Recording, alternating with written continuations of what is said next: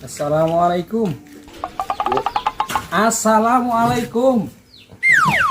Waalaikumsalam. Gini Gus. Alhamdulillah. Sehat. Alhamdulillah. Siap-siap. Sekolah masjid lagi mau.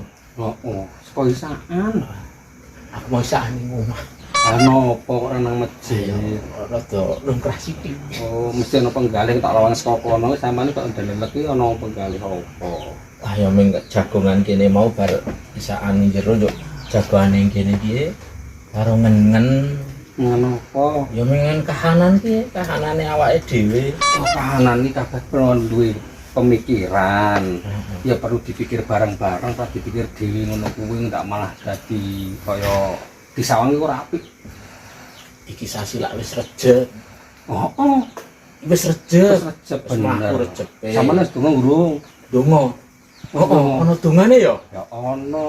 Piye kae? Allahumma barik lana fi ojaba Amin. wa sa'bana wa balikna Ramadana.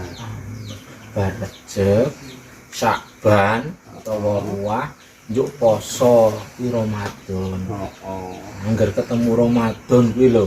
Aku kok rasane iki kaya kek wingi Ramadan kuwi. Kaya kek wingi kok saiki wis Ramadan meneh. Padahal kaya tak rasake Ramadan si wingi, sing wingine kaya rung ana bekase ning ati. Apa sing kleru ki kaya ati. Ngono. Ya kabeh ngrasake ngono kabeh. Ora mung sampean. Aku dhewe ya ngono. Padha. Ale napa ya? Lah ya soalnya nek kaya wingi-wingi Ramadan ki posisine kan seolah-olah ki mung kaya rampung langsung wis. Dadi tidak berbekas nang atine iki ra ono.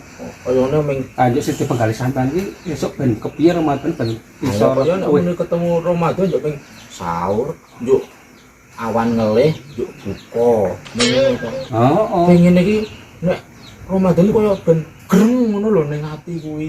Dadi sesuk nek krungu swara iso Ramadan greng ngono kuwi. Ya piye dadi pemikiran awak dhewe. Ya ora awak dhewe kabeh karo takmiran masjid Nurul Huda ngon dhewe iki piye ben iso berkesan manggon masyarakat umume lan awak dhewe sing jelas sing sama gereng kuwi mah. Terutama sampean. Aku Apa ngurus takmir? wah yo Masjid. coba ngono kuwi. Ya bahane nek bareng. ngomong ngono mesine aku ora digawe kopi bareng dipinarake bareng kebangetan iki. Wah, Nganti lali wong ngomong wae tak godoke. ayo godhoke ra apa-apa.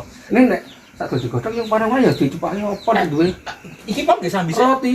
Sampean. Cocok. Kadang tak godoke Sing wedang. penting ramu dipikir godhog wedang, dipikir godhog bareng-bareng sing penting do seneng. Heeh. Tirikane roti. Dianu tak godoke banyu sik Ya, ya. sik aja lumu sik tirikane sik roti apa. Astagfirullahaladzim. Mosok pahan kon mah. Walah, iki patane iwak kae mah. Kok iki.